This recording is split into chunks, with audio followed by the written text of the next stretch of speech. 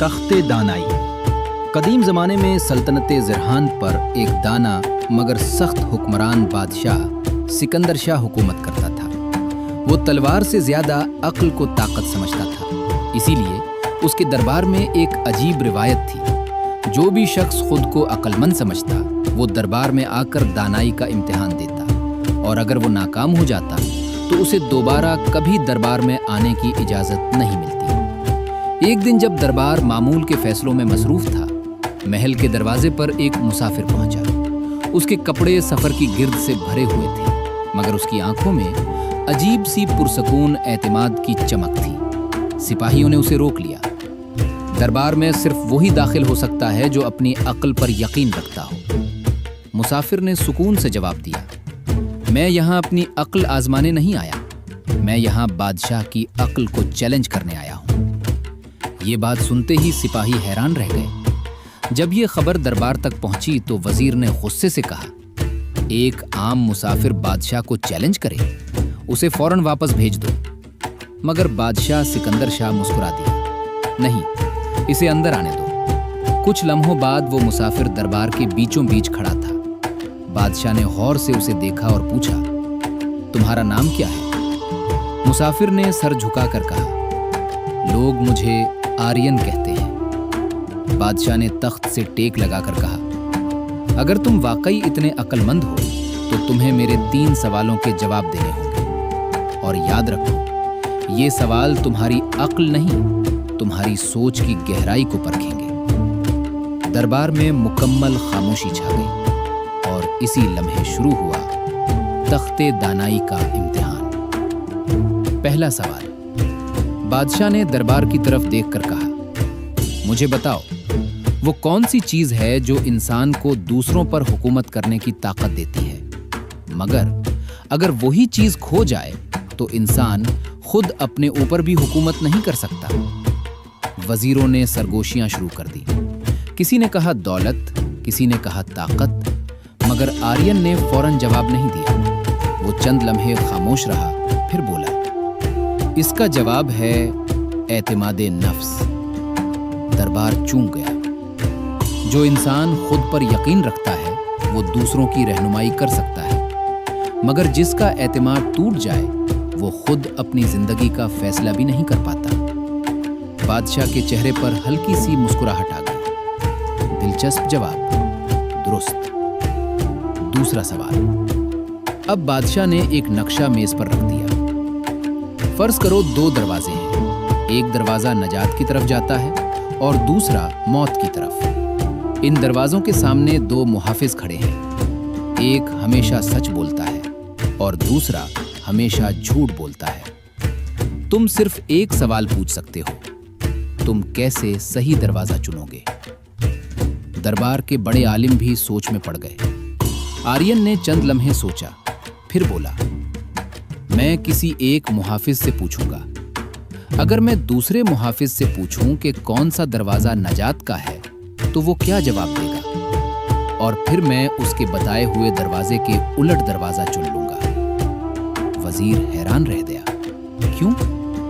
Aryan بولا، کیونکہ دونوں صورتوں میں جواب غلط ہوگا۔ سچا آدمی جھوٹے کا جھوٹ بتائے گا اور جھوٹا آدمی سچے کے جواب کو جھوٹ بنا دے گا، اس لیے صحیح راستہ ہمیشہ الٹ طرف ہوگا۔ بادشاہ نے آہستہ سے سر ہلایا۔ بہت خوب۔ تیسرا سوال۔ اب بادشاہ کا چہرہ سنجیدہ ہو گیا۔ آخری سوال، مگر یہ سوال نہیں، ایک معمہ ہے۔ بادشاہ نے کہا، کل رات محل سے ایک خفیہ دستاویز چوری ہوئی ہے۔ صرف 3 افراد کو اس کمرے تک رسائی تھی، وزیر، سپہ سالار اور شاہی محافظ۔ ثبوت کسی کے خلاف نہیں، مگر چور ان میں سے ایک ہے۔ اگر تم چور پہچان لو تو میں تمہیں اپنا مشیر بنا دوں گا۔ دربار میں ہلچل مچ گئی۔ آرین نے تینوں کو غور سے دیکھا، پھر ایک عجیب سا سوال پوچھا، کل رات جب چوری ہوئی آپ تینوں کہاں تھے؟ وزیر بولا، میں دربار کی دستاویزات دیکھ رہا تھا۔ سپہ سالار بولا، میں فوجی معائنہ کر رہا تھا۔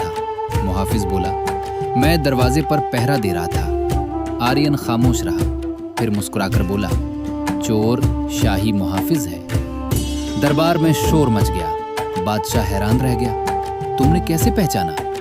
आर्यन बोला, क्योंकि महल के उस कमरे का दरवाजा अंदर से बंद होता है। अगर मुहाफिज वाकई बाहर पहरा दे रहा होता तो चोर अंदर दाखिल ही नहीं हो सकता था। मुहाफिज के चेहरे का रंग उड़ गया। वो घुटनों पर गिर गया।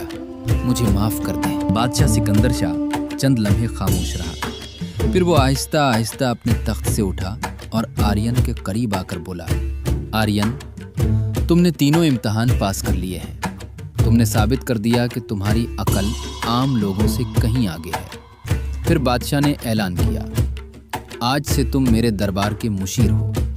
मगर आर्यन ने फौरन सर झुकाकर कहा, बादशाह सलामत, अगर इजाजत हो तो मैं आपसे एक सवाल पूछना चाहता हूँ। पूरा दरबार हैरान रह गया। बादशाह ने दिलचस्पी से कहा, पूछो।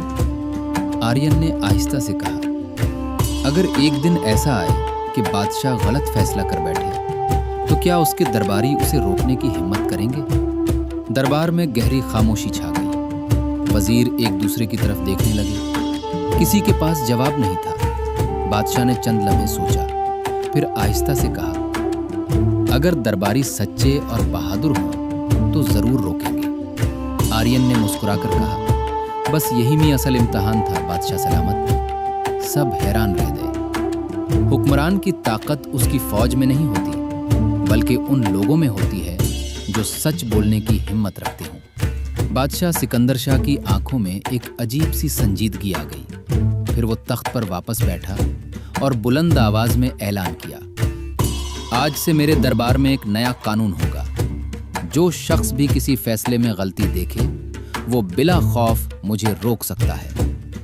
वजीर और सिपाही हैरान रह गए। आर्यन ने एहतराम से सर झुका दिया। इसी दिन से सल्तनत ज़िरहान में इंसाफ पहले से भी मजबूत हो गया। लोग कहते थे कि उस दिन दरबार में सिर्फ एक मुसाफिर नहीं आया था, बल्कि दानाई खुद दरबार में दाखिल हुई थी। और इसीलिए तारीख में उस दिन को कहा गया तख्ते दानाई का दिन।